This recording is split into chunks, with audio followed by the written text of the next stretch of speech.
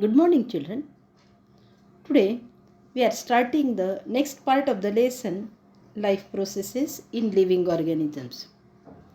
We studied about the excretion in plants and animals both. Now we will study about the coordination. How the control and coordination occurs in living organisms. Before that, a thought. Whatever you decide to do, make sure it makes you happy.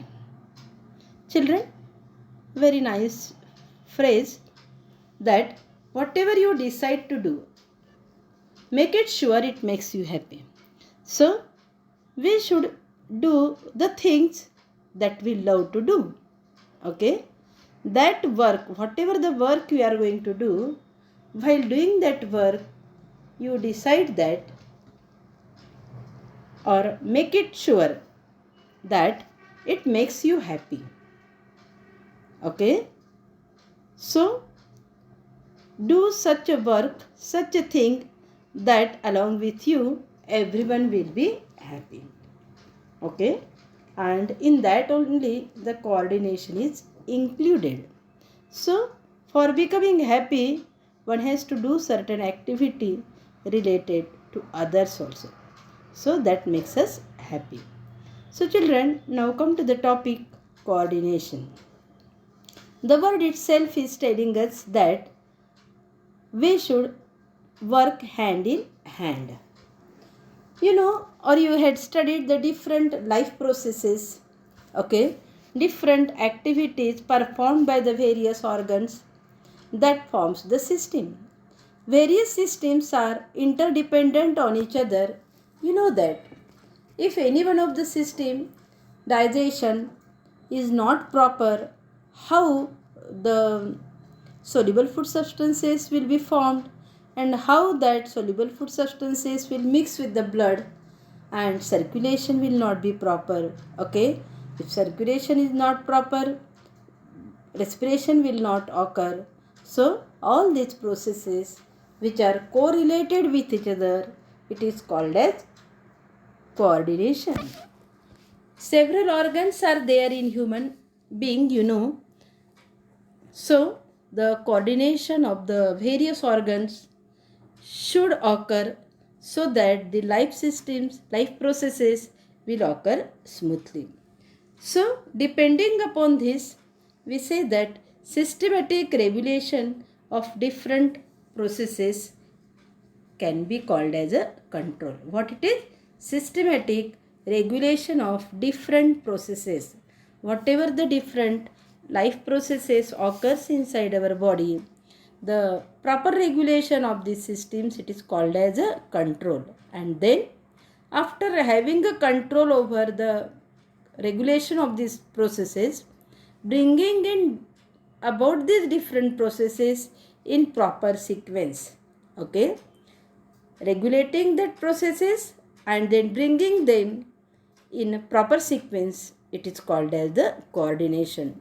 So in this way, for performing any activity in harmony, control and coordination plays an important role. Okay, children? You know, take any activity, whatever the school activity you can take. For example, we have a very nice, or we say that in a that annual function or sports day, you know that how demanding it is, how vast program it is, everyone like it, but how it is coordinated, how it is controlled, how our principal madam is managing that. Okay, so whatever the program we decide, it is first decided by the madam, then for that she make the proper groups and accordingly the work is divided, and whether the given work is going on in properly or not, it is observed. Systematic regulation of this different work is observed, and after that if everyone is performing their different work in a proper way, then they all these works were taken in a proper sequence, that is a coordination.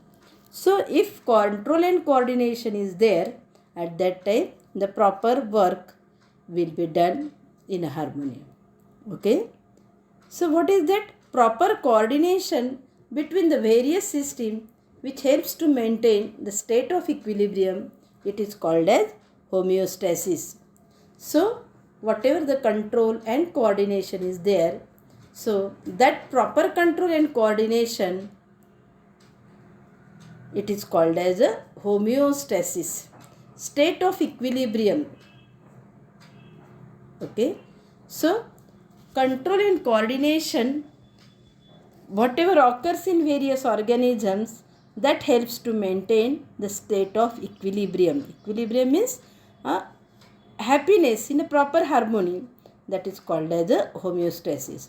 So homeostasis is a very important to perform any activity through control and coordination. Okay. So we had taken the example of the outside activity also. We had taken the example of the various life processes that are seen in the living things, animals. But control and coordination is necessary in every activity. You know that animals have various organs, but plants do not have different organs. But does it mean that control and coordination is not necessary there? No, it also needs the control and coordination. So how that control and coordination occurs in plant, that we will study. Children, though the plants do not have any system like our nervous system, muscular system, these plants are not moving from one place to another. So that's why they do not have different organs and different systems in our body like human beings or animals, but coordination is seen in plants as it is a living organism. So how that coordination or the internal movements are seen in plant? So there are certain chemicals inside the plant. These chemicals give the response to the stimulus, and accordingly the coordination is seen. Children, movement or the coordination, it is of two types. In plant, it is of two types. One is called as growth relevant movement and another is called as growth irrelevant movement. Okay, irrelevant and relevant means there are some things which are related with the growth, that is called as a growth relevant movement, while some movement in the plants are seen which are not related with the growth, that are called as a growth irrelevant movement. So children, herein we will study the growth relevant movement which takes place by certain methods. See the first picture. Here it is called as a chemotropic response. So what is tropic movement? Movement or growth of any part of the plant in response to the external stimulus. Keep in mind here, tropic means external response, external stimulus. Giving a response to the external stimulus, it is called as the tropic movement. Okay, these tropic movements are of three different types: chemotropic response, phototropic response, the hydrotropic response is also there, and thigmotropic response. Children, first one is the showing the chemotropic response. Herein the chemicals which are present in the plant that are giving the response. You had studied the reproductive system in plant. Okay, so therein what happens? The pollen grains which are present in other plant or though in the same plant, when they fall on the stigma, okay, you know the structure of a female gamete, that is